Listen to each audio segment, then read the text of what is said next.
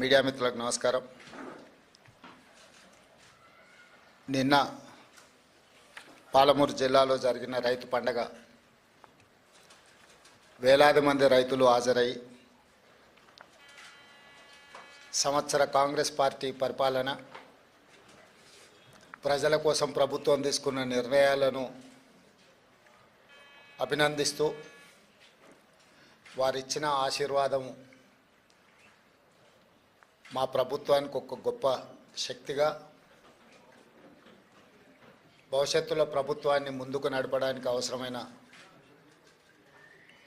ఇంధనం మాకు వచ్చినట్టుగా మేము భావించి, ఏ జిల్లా అయితే నిండు మనసుతో ఈ ప్రభుత్వాన్ని ఆశీర్వదించిందో సంవత్సరం తర్వాత కూడా అంతే ఉత్సాహంతో ఈ రైతు పండుగలో పాల్గొన్న రైతాంగాన్ని మొత్తానికి, అదేవిధంగా రాష్ట్రంలో దాదాపుగా 568 రైతు వేదికలలో లక్షలాది మంది రైతులు ప్రత్యక్షంగా ఈ రైతు పండుగలో పాల్గొన్నందుకు వారందరికీ మనస్ఫూర్తిగా కృతజ్ఞతలు. వారి ఆశీర్వాదము, వారి సంపూర్ణ మద్దతుతో ఈ ప్రభుత్వం ఇంకా 9 సంవత్సరాలు ఎన్నో విజయాలను సాధిస్తుందని నాకు సంపూర్ణమైన విశ్వాసం కలిగింది. మీడియా మిత్రులు కూడా నిన్నటి కార్యక్రమాన్ని ప్రజలకు చేరవేయడం ద్వారా ఒక మంచి కార్యక్రమం చేపట్టినందుకు వారిని కూడా అభినందిస్తున్నా. ముఖ్యంగా కొన్ని వాస్తవాలను మనం చర్చించుకొని ఈ వాస్తవాల ప్రాతిపదికన భవిష్యత్ కార్యాచరణ నిర్ణయించుకుంటే రాష్ట్ర రైతాంగానికి, మహిళా లోకానికి, విద్యార్థులకు ఒక మంచి పరిపాలనను అందించడానికి ఈ ప్రభుత్వానికి సాధ్యమవుతుంది.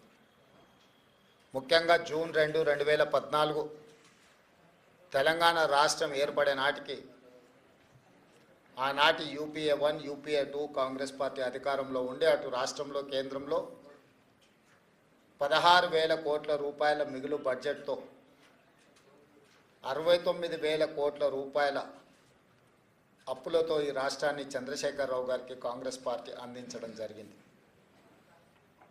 సరిగ్గా 10 సంవత్సరాలు పూర్తి చేసుకొని మళ్ళీ చంద్రశేఖరరావు గారి నుంచి కాంగ్రెస్ పార్టీ అధికారాన్ని చేపట్టే నాటికి 7 లక్షల కోట్ల రూపాయల అప్పు, ప్రతి నెల 6,500 కోట్ల రూపాయలు ఆయన గారు చేసిన అప్పుకు అసలు మిత్తి చెల్లించే పరిస్థితిలో ఇందిరమ్మ రాజ్యము, ప్రజాప్రభుత్వం ఏర్పడ్డది.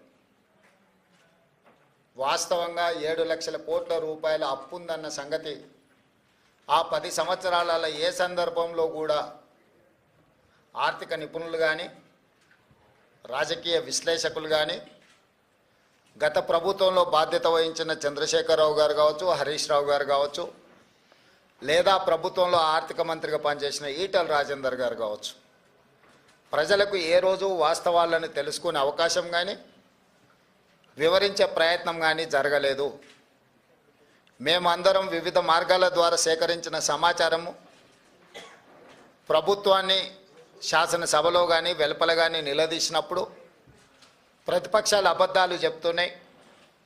ఈ రాష్ట్ర ప్రజల మీద మేము అప్పుల భారాన్ని మోపలేదు, అద్భుతమైన పరిపాలనను మేము అందిస్తూ ఉన్నాం, తెలంగాణను బంగారు తెలంగాణగా మేము మార్చినామని చెప్పి ఆనాటి ప్రభుత్వం సందర్భం వచ్చినప్పుడల్లా ప్రతిదాడి చేస్తూ పోయింది. సరే, ఏది ఏమైనా డిసెంబర్ 7, 2023 నాడు మేము అధికారం చేపట్టిన రోజుకి, అధికారం చేపట్టిన వెంబడే డిసెంబర్ 9, 2023 నాడు శాసనసభ సమావేశాలు ఏర్పాటు చేసి మేము వైట్ పేపర్ రిలీజ్ చేయడం జరిగింది.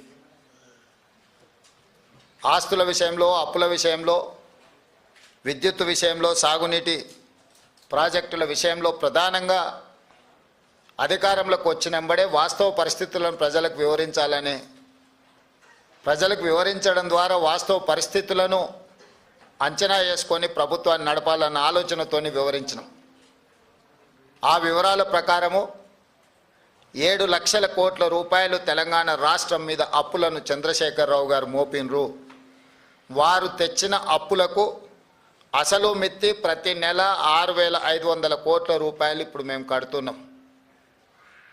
ఆ లెక్కన ఏ రకంగా రాష్ట్ర ఆర్థిక పరిస్థితి దిగజారిందో, క్షీణించిందో ప్రజలందరూ అర్థం చేసుకోవాలి.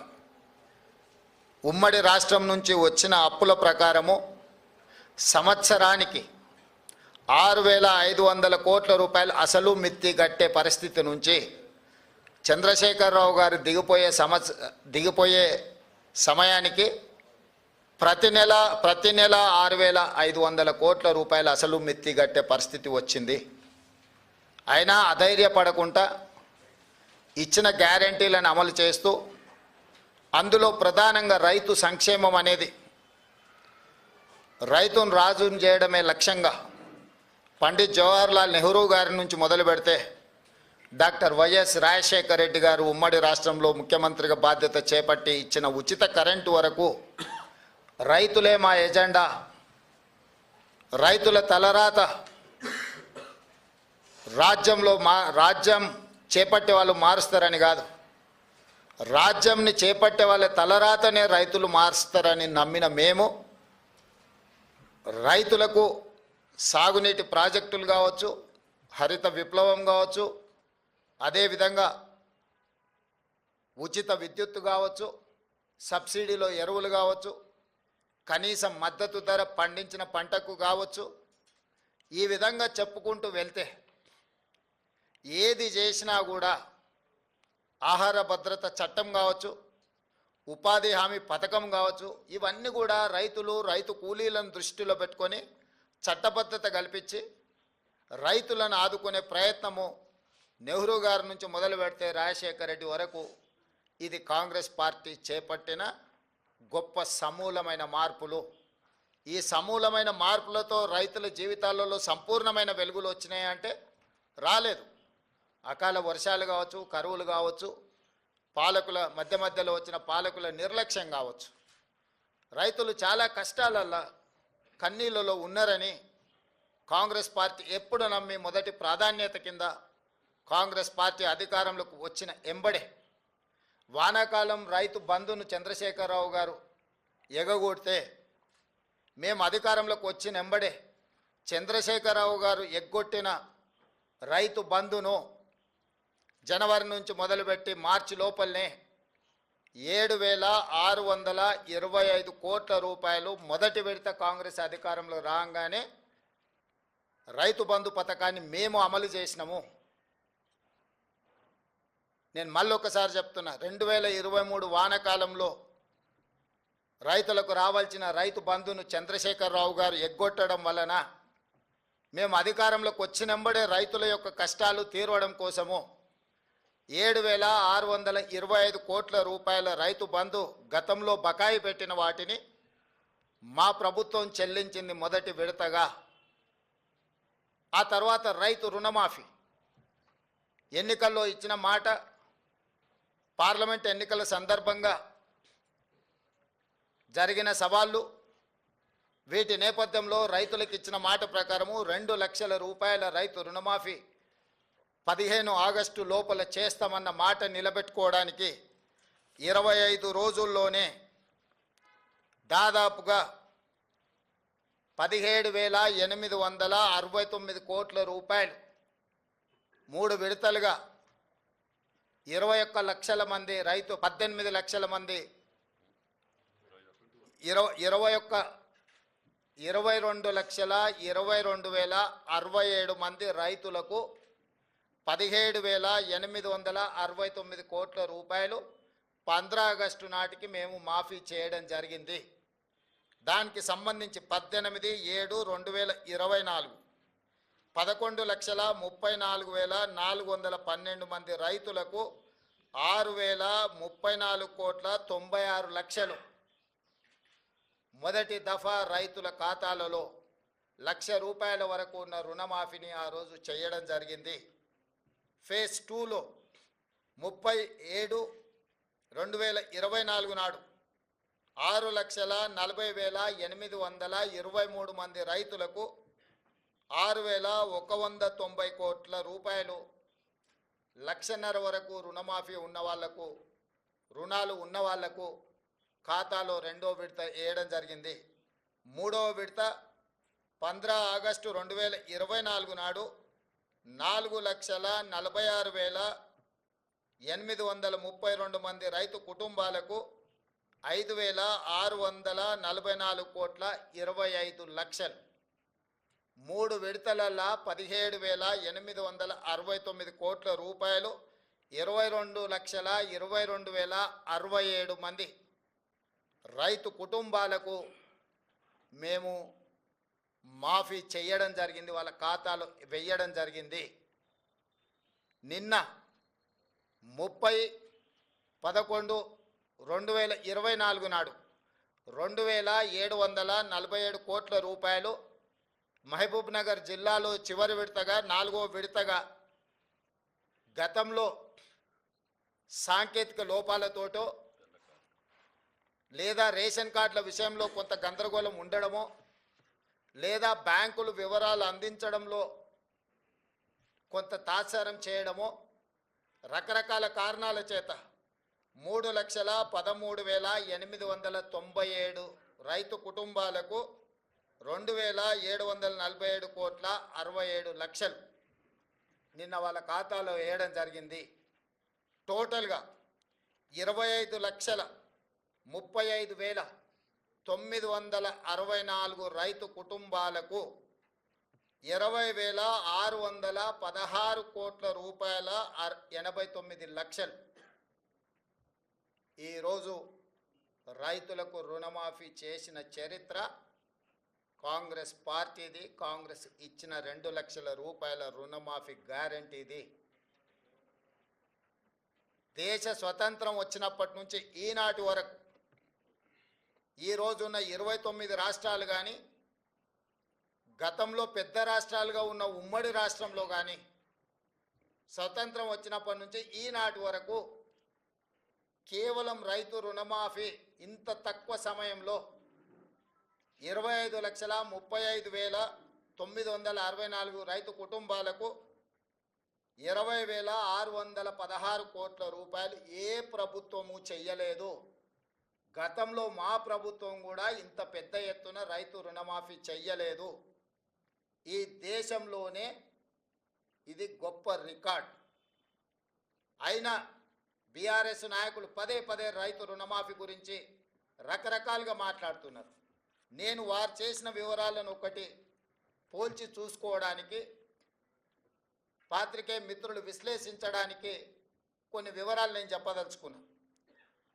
2014లో వాళ్ళు 1,00,000 రూపాయల రుణమాఫీ గురించి హామీ ఇచ్చారు.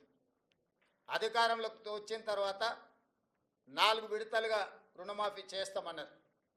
4 విడతలలో బ్యాంకుల్లో జరిగే మిత్తిలు పెరిగే మిత్తిలను కూడా మేమే కడతామన్నారు. ఆ విడత సరిగ్గా అమలు చేయలేదు. రెండవసారి మళ్ళీ హామీ ఇచ్చారు 2018 ఎన్నికల్లో.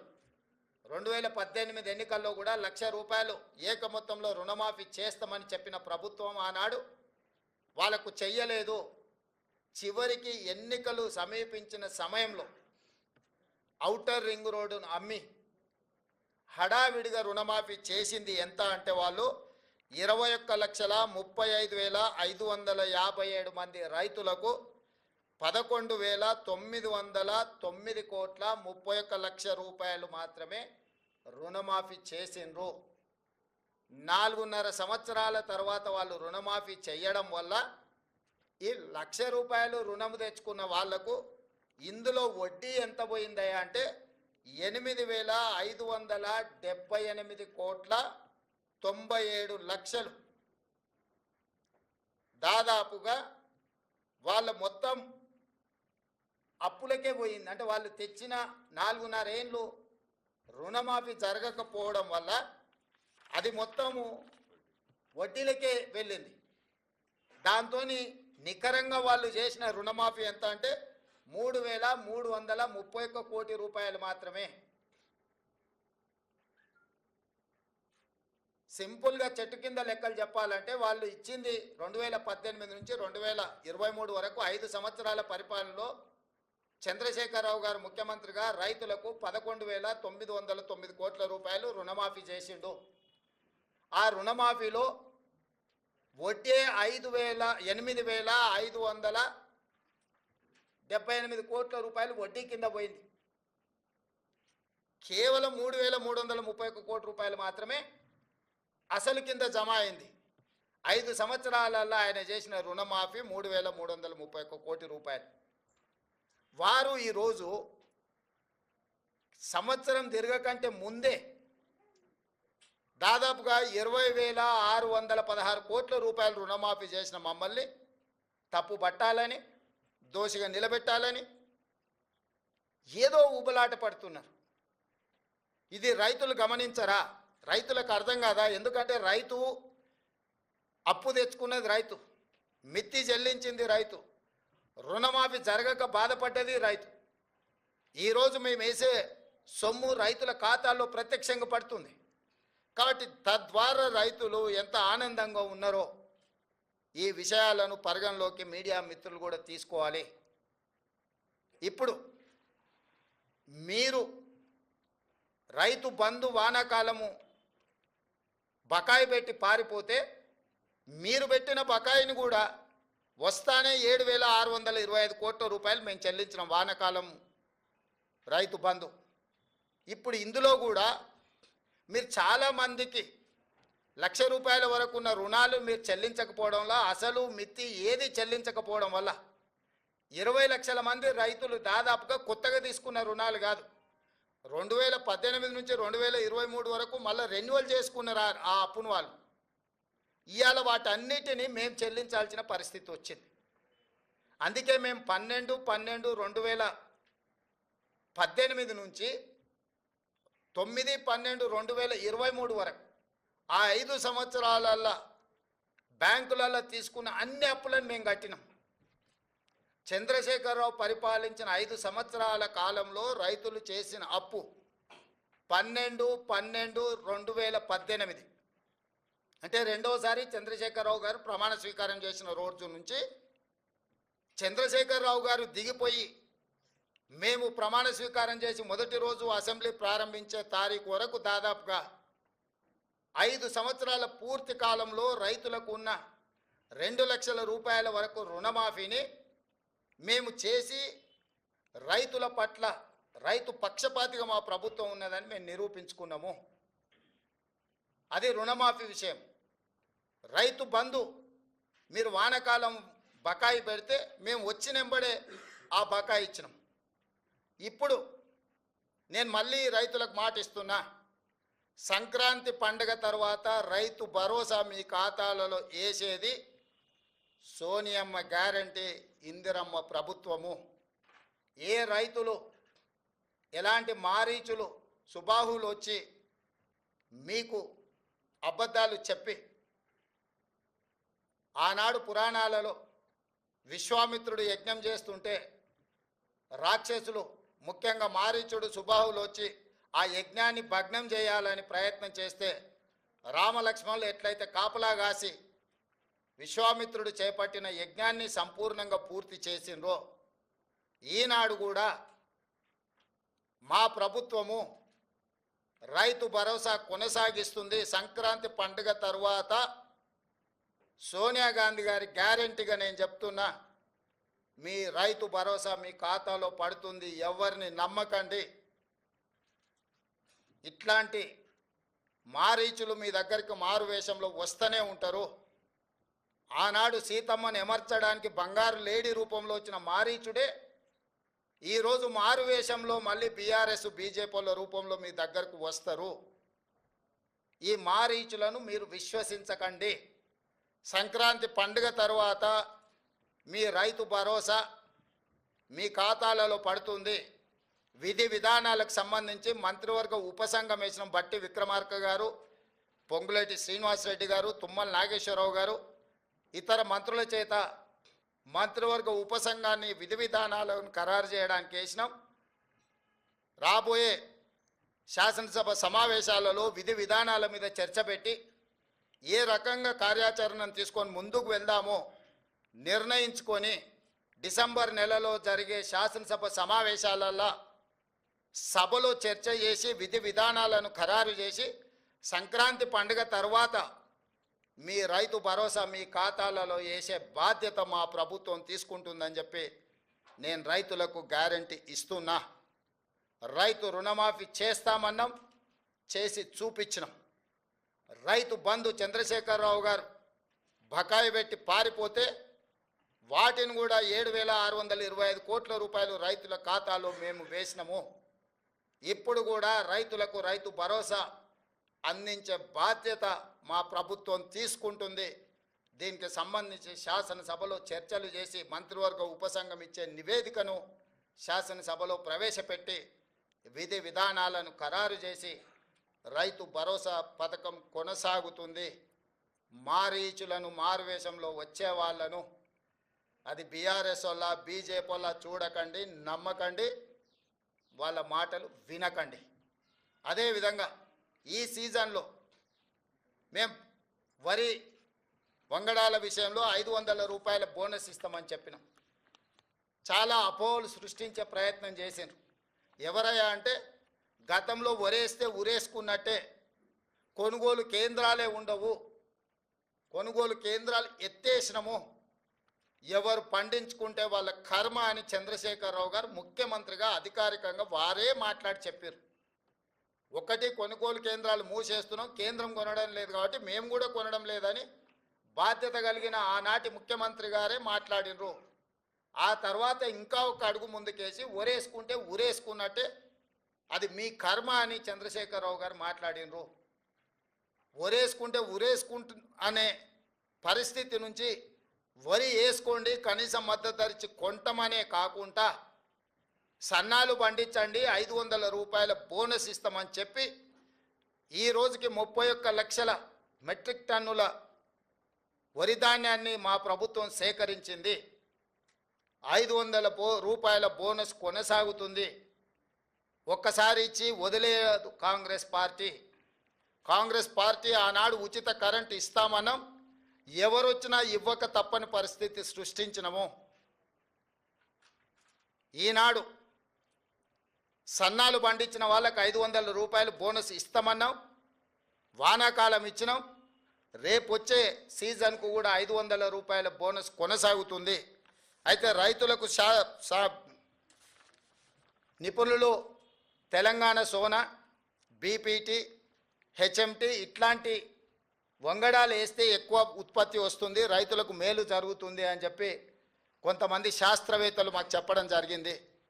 అందుకే నేను రైతులకు సూచన చేస్తున్నా, తెలంగాణ సోనా, బీపీటీ, హెచ్ఎంటీ లాంటి వంగడాలు వేస్తే మీకు పంట అధికంగా వస్తుంది. ఇవి తెలంగాణలో ఎక్కువగా తింటారు. ఎందుకు ఇలాంటివి ఏమంటున్నాం, చాలా రకాలు ఉన్నాయి, 31 రకాలు ఉన్నాయి సన్నాలకు సంబంధించి మేము జీవో ఇచ్చినాం. కానీ తెలంగాణలో ఉండే ప్రజలు అత్యధికంగా తినేది తెలంగాణ సోనా, బీపీటీ లేకపోతే హెచ్ఎంటీ. ఈరోజు రేషన్ షాపులలో సన్న బియ్యం ఇస్తామని మాట ఇచ్చినాం. మన తెలంగాణ రైతులు తెలంగాణ భూముల్లో పండించిన వడ్లు కొని వాటిని బియ్యంగా మార్చి పేదలకు రేషన్ షాపులో అవే బియ్యం ఇవ్వాలనుకుంటున్నాము. ఈరోజు సంక్షేమ హాస్టళ్లలో ఎస్సీ, ఎస్టీ, బీసీ, మైనారిటీ గురుకులాలు, కస్తూర్బా స్కూళ్ళు, ఏ ప్రభుత్వ పాఠశాలలలో భోజన పథకం అమలు జరుగుతుందో వాళ్ళందరూ కూడా సన్న బియ్యంతోనే భోజనం పెట్టాలి. అది తెలంగాణ నేల మీద పండిన పంటలతోనే వాళ్ళ కడుపు నింపాలన్న ఆలోచన చేస్తున్నాము. నేను రైతులకు విజ్ఞప్తి చేస్తున్నా, మీరు నాణ్యత కలిగిన సన్న వడ్లు పండిస్తే అవి బియ్యంగా మారి తిరిగి మన పేదల కడుపు నింపడానికి అవకాశం ఉంటుంది. ఈరోజు మీరు పండించే సన్న వడ్లు ఎఫ్సిఐకో ఇతర రాష్ట్రాలకో తరలించకుండా తెలంగాణ ప్రజలకే మళ్ళీ బియ్యం రూపంలో పేదలకే పంచాలనుకుంటున్నాం. కాబట్టి మీరు పండించే పంట మళ్ళీ మన వాళ్ళే భోజనం చేస్తారు. కాబట్టి దాని పట్ల కూడా తెలంగాణ రైతాంగం సన్నాలు పండించాల్సిందిగా నేను సూచన చేస్తున్నా. కాబట్టి ఈ విషయాలలో ఎలాంటి అపోహలకు తావు ఇవ్వకండి మీడియా మిత్రులారా. మీ వైపు నుంచి కూడా సహకారం అవసరం ఉన్నది. ఏంటంటే ఈ పథకాలు అమలు చేయడమే కాదు, అమలు చేస్తున్న విధానం కూడా ప్రజలకు చేరాలి. ఆ విధానాన్ని వివరించాల్సిన బాధ్యత రైతు బిడ్డలుగా మీ మీద ఉన్నది. ఇక్కడ ఉన్న వాళ్ళు 99% గ్రామీణ ప్రాంతాలలో రైతుల బిడ్డలే ఈరోజు పాత్రికేయులుగా ఇక్కడ ఉన్నారు. ఇది రైతులకు సంబంధించిన విషయము. రాజకీయాలకు అతీతంగా రైతులకు దగ్గరగా పేదలకు ప్రయోజనకరంగా ఈ ప్రభుత్వం తీసుకుంటున్న నిర్ణయాన్ని మీరు ప్రజలకు చేరవేయండి. రాజకీయపరమైన భిన్న అభిప్రాయాలు ఏమైనా ఉంటే వేరే సందర్భంలో వాటి మీద చర్చించుకుందాము. ఇది రాజకీయాలు చేసే సందర్భం కాదు. పాలకపక్షమైనా ప్రతిపక్షమైనా ప్రజాప్రతినిధులైనా పాత్రికేయ మిత్రులైనా ఒక బాధ్యతతో ఒక యజ్ఞంలాగా భావించి ప్రభుత్వం చేపడుతున్న ఈ యొక్క మంచి విధానాన్ని రైతులకు చేరవేయండి. వాళ్ళకు భరోసా విశ్వాసాన్ని కల్పించండి. రైతు భరోసా విషయంలో భరోసా కల్పించండి. బోనస్ విషయంలో వాళ్ళకు భరోసా కల్పించండి. ఈ ప్రభుత్వం రైతుల కోసమే ఉన్నది. వ్యవసాయం దండగ కాదు, వ్యవసాయం పండుగ చెయ్యాలి. చేసి చూపిస్తాం. ఇప్పటి వరకు చేసినాం, భవిష్యత్తులో కొనసాగిస్తాం. రైతులకు అంటే మీరు ఇచ్చినటువంటి కార్యక్రమాల హామీలు కానీ మీరు కనీసం ప్రజలకు తీసుకెళ్ళలేకపోతున్నారు. మీ ఎమ్మెల్యేలుగా, మీ ప్రజాప్రతినిధిగా, ప్రభుత్వం కానీ ప్రజలకు ఈ యొక్క కార్యక్రమాన్ని కూడా అనుకున్నంత స్థాయిలో తీసుకెళ్ళలేకపోతుంది. అదే అందుకే ఇంతకుముందే మీ బాధ్యత అదే గుర్తు చేసిన. మామూలుగా చిన్నపిల్లలు అంటారు చూడు, సేమ్ టు యూ అని.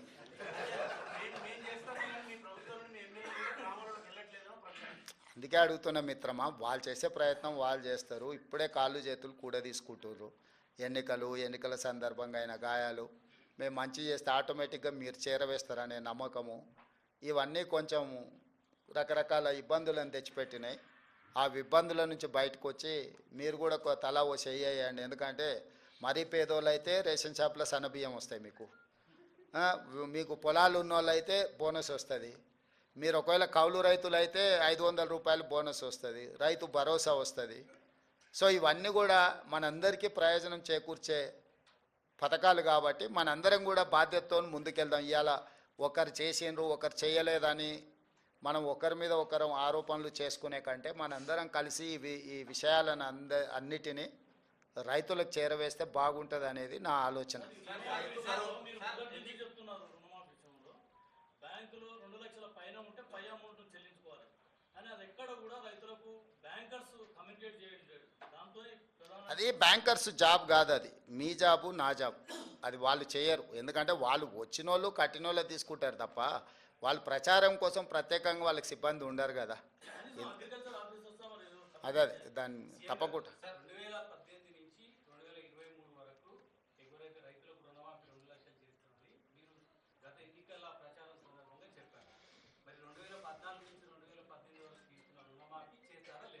లేదు, స్పష్టంగా చెప్పినాం కదా. కట్ ఆఫ్ డేట్ కూడా ఇచ్చినాం. మీకు ఎలాంటి అనుమానాలు అక్కర్లేదు. 12/12/2018 తర్వాత 9/12/2023 కంటే ముందు ఈ 5 సంవత్సరాల కాలంలో ఉన్న రుణాలను మా ప్రభుత్వము 2 లక్షల రూపాయల వరకు మాఫీ చేస్తామని మేము స్పష్టంగా చెప్పినాము. దాని మీదనే జీవో ఇచ్చినాం. ఇచ్చిన జీవోకు చెప్పిన మాటకు ప్రభుత్వం కట్టుబడి ఉంది.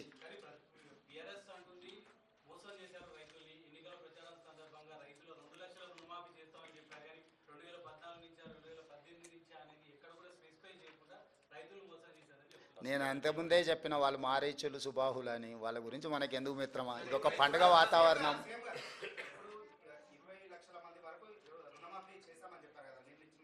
25 లక్షలు. మళ్ళీ సరిగ్గా నెంబర్ చెప్పాలంటే మళ్ళీసారి చెప్తా. 25,35,964 మందికి చేసినాం. 2 లక్షల వరకు 100% కంప్లీట్ అయిపోయింది. 2 లక్షల రూపాయల వరకు బ్యాంకుల్లో 12/12/2018 నుంచి 9/12/2023 మధ్యకాలంలో 2 లక్షల రూపాయల రుణమాఫీ తీసుకున్న వాళ్ళు సంపూర్ణంగా పూర్తి అయిపోయినరు. మా దగ్గర ఉన్న సమాచారం ప్రకారం 100% రుణమాఫీ చేసినాము. ఏదైనా బ్యాంకు ఒకటి అరా ఎక్కడైనా ఎవరిదైనా ఒకవేళ రాకపోతే ఇంకేదైనా కారణం చేత ఎక్కడైనా ఏదన్నా కారణం చేత ఏదైనా ఒకటి అరా ఎక్కడైనా ఉంటే ఉండొచ్చు. అంటే హ్యూమన్ ఎర్రర్ ఉంటుంది. 100% అని చెప్పడానికంటే హ్యూమన్ ఎర్రర్ ఏదైనా ఉంటే ఉండొచ్చు. ఇంతవరకు నా దృష్టికి రాలే. ఏదైనా ఉన్నది ప్రభుత్వం దృష్టికి వస్తే ప్రభుత్వానికి బేసిజాలు లేవు. మొదట ఇచ్చిన 22,22,067 మంది తర్వాత ఈ 3,13,000 మంది వాళ్ళు సవరించుకొని వివరాలు తీసుకొస్తే ఎంబడే ప్రభుత్వం మళ్ళీ స్పందించి ఇచ్చింది. 15 ఆగస్టు రోజు వరకు బ్యాంకులు ఇచ్చిన సమాచారం మా దగ్గర అంతనే ఉంది, 2 లక్షలు. ఆ తర్వాత వివిధ సందర్భాలలో మీరైనా అధికారులైనా ఇంకొకరైనా లేకపోతే ఎవరికైతే రుణమాఫీ జరగలేదో వాళ్ళు ప్రభుత్వం దృష్టికి తెస్తే ప్రభుత్వం మిగతాయి కూడా నిన్న విడుదల చేసింది. సో మేము ఇచ్చిన మాటకు మేము 100% కట్టుబడి ఉన్నాము. శ్రీనివాస్ రెడ్డి గారు,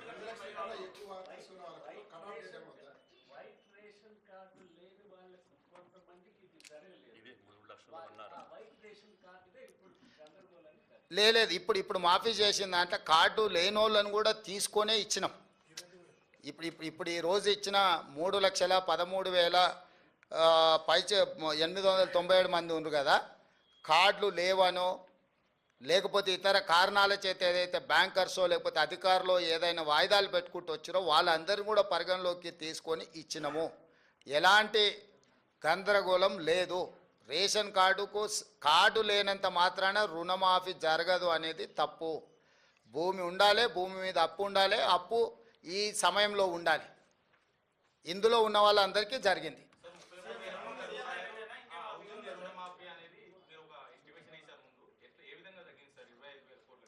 ఇప్పుడు 31,000 కోట్లకు ప్రాథమికంగా బ్యాంకర్సు మాకు అంచనాలు పంపించారు. ఎందుకు పంపించారు అంటే వాళ్ళు 2014 నుంచి 18 వరకు చంద్రశేఖరరావు ఎగగొట్టిన బకాయిలు కూడా ఉన్నాయి కదా, ఒక్కటేసారి గవర్నమెంట్ కడితే అన్నీ తీసేసుకోవచ్చు అని కొందరు వివరాలు ఇచ్చారు. నీకు అర్థమైంది కదా, మేము బ్యాంక్ రుణమాఫీ రైతులకు చేస్తున్నామని కట్ ఆఫ్ డేట్ వాళ్ళకి తెలియదు కదా. మీ దగ్గర ఎవరెవరు ఖాతాలు ఉన్నాయో ఎన్ని బాకీలు ఉన్నాయో చెప్పండి అనగానే బ్యాంక్ వాళ్ళు ఇవే కాదు లాంగ్ టర్మ్ లోన్స్ కూడా అందులో కలిపి రాసి ఇచ్చారు. అంటే లాంగ్ టర్మ్ లోన్ అంటే వ్యవసాయ భూమి పెట్టి పోల్ట్రీ ఫామ్కు తెచ్చుకొని ఉంటారు, లేకపోతే ఇతర వ్యాపారానికి తెచ్చుకొని ఉంటారు.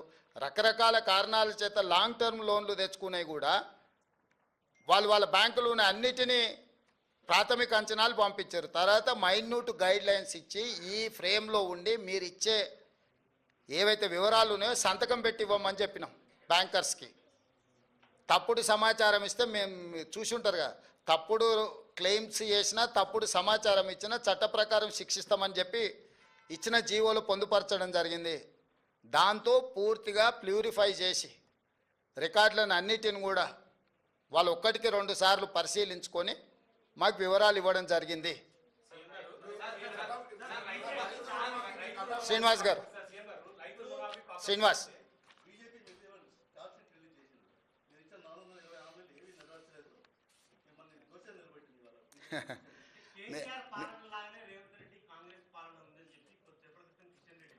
నేను అదే కదా,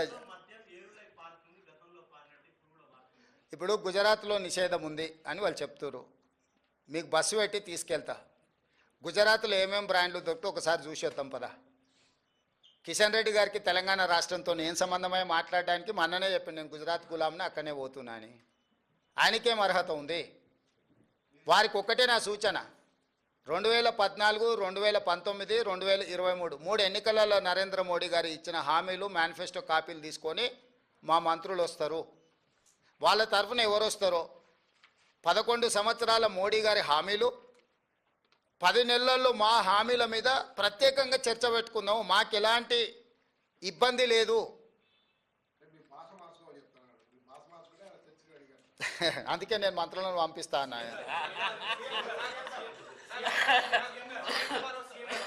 ప్రధానమంత్రి నరేంద్ర మోడీ ట్వీట్ చేసిన స్వయంగా కాంగ్రెస్ పాలన వైఫల్యం చెందింది, తెలంగాణలో సంవత్సరంలోనే తేలిపోయింది, ఇదంతా బీజేపీ వైపు నేనేమంటున్నానంటే ఎవరికైనా వాళ్ళ పిల్లలు కాకి పిల్ల కాకి ముద్ద అని చెప్పారు పెద్దోళ్ళు, అవునా? సో కాకి పిల్ల ముద్ద అన్నట్టు వాళ్ళందరూ బీజేపీ వాళ్ళు పోయి కలిసినప్పుడు ఆయన మీరు ఎందుకు వణికిరారు, మీరు అనా పైసకు చెల్లరు, నెత్తి మీద రూపాయి పెడితే ఏకాన కూడా మీరు చెల్లరని మొహం మీద అనలేడు కదా మోడీ. ఏం రాంబాబు, అవన్నీ అసెంబ్లీలో చర్చిస్తామని చెప్పిన సోదరు, ఏం ఆవేశపడకు. కట్ ఆఫ్ డేట్ ఇక్కడ ఆ డేట్లలో ఉన్న వాళ్ళు ఎవరు ఏది ఉంటే ఆ డేటు అట్లాగా ఇప్పుడు ఏమున్నాయో టోటల్గా ఇచ్చేసినాం తిరుపాల్. ఎవరైనా నీ దగ్గర ఏమైనా వివరాలు ఉంటే తీసుకొని రా.